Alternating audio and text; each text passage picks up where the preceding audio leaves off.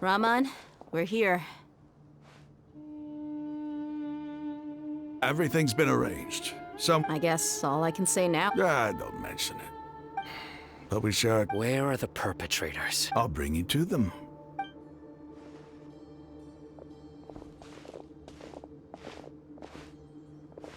So these are the people who kidnapped the village keepers.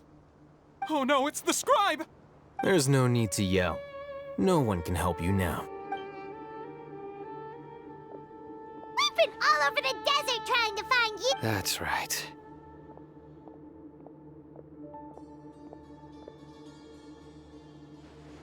General Mahamatra? No, no! Make it quick, please! Swift and painless! Whoa. The moment they set eyes on Sino, they turned pale like they've seen a ghost. You should have known that I would be coming for you.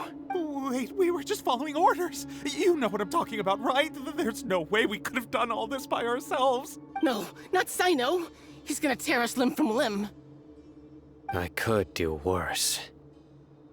Please have mercy. Start talking. Otherwise, I'll have to resort to other methods. So, your superiors have kept you quite busy recently. Why? What are they trying to accomplish?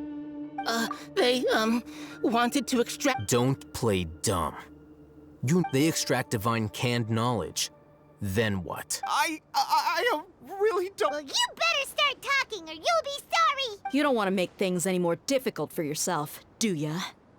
Be my guest.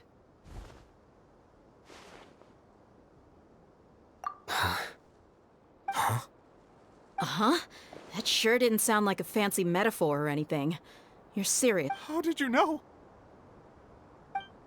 There's no use hiding it now. Yes, you're right. The Academia is working on an important and potentially world-changing project. They are creating a new god.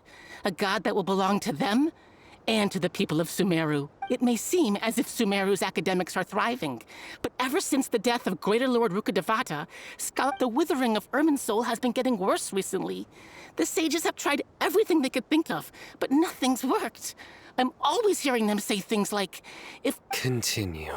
And then, someone from the Fatui showed up. They called him the Doctor. He brought a gnosis and said he wanted to borrow the Academia's research facilities. The Doctor was previously expelled from the Academia. At first, the sages looked down at him in disdain. But when he said those words, everyone's expression changed. He asked them, "Do you wish to create a god?" This is what the arrogant ignorance at the extreme end of academia looks like. First, the Academia spent a long time constructing a divine vessel, which was based on an exquisite humanoid puppet. After that, they harvested dreams via the Zeb-Zerus Festival Samsara, maximizing the Akasha's output. With the Doctor's help, and the Akasha now functioning at maximum efficiency, they were able to use it to extract the power from the Gnosis and convert it into a divine core. Next, they decided that their new god needed to possess divine wisdom.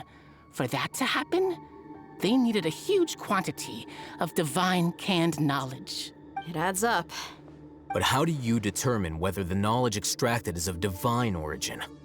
Call it an educated guess? The Academia has been trying to figure out the exact source of the Scholar's madness for centuries, but to no avail. Nobody can explain the cause of this phenomenon. Surely you can see what that implies, Scribe Al-Haytham. If it's knowledge no mortal can comprehend, then it must be something only gods are able to decipher. In other words, it's the source of the God of Wisdom's omniscience and omnipotence.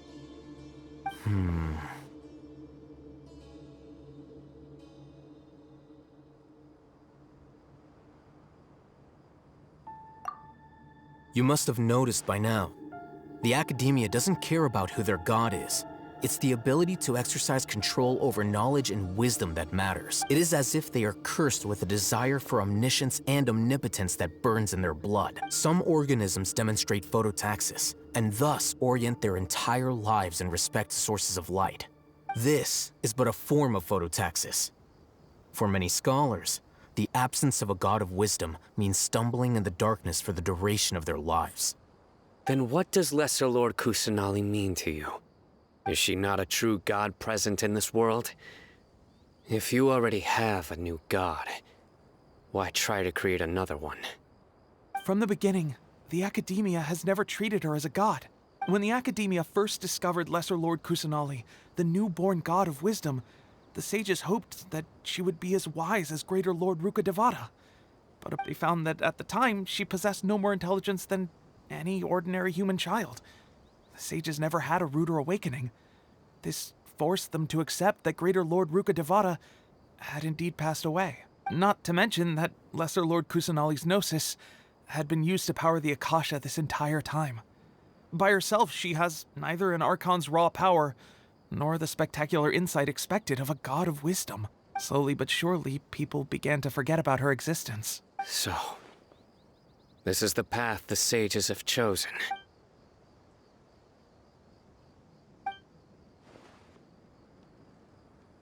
All right, let's try to keep our cool. If everyone's in a bad mood, then let's change up our scenery. Raman, give me a few men to help us escort the village keepers back to the village. And these two scholars, they're coming too. Sure, as you wish.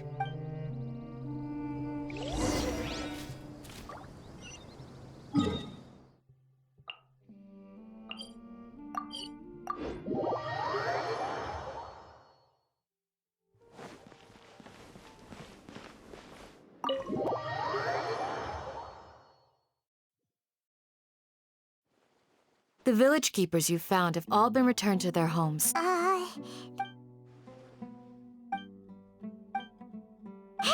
Say something! Stop spacing out! Come on, is there... Or, Oh, Paimons!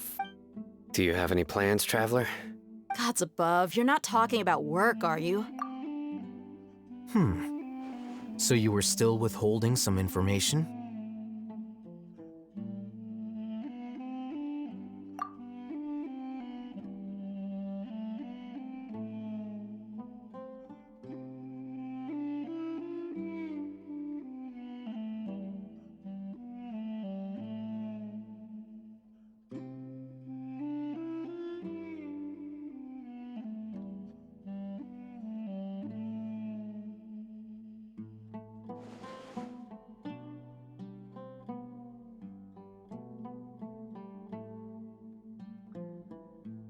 Even though we lived through all of this firsthand, it still feels super surreal to hear you talk about it again. What a whirlwind of a story. I felt like I was holding my breath the whole time.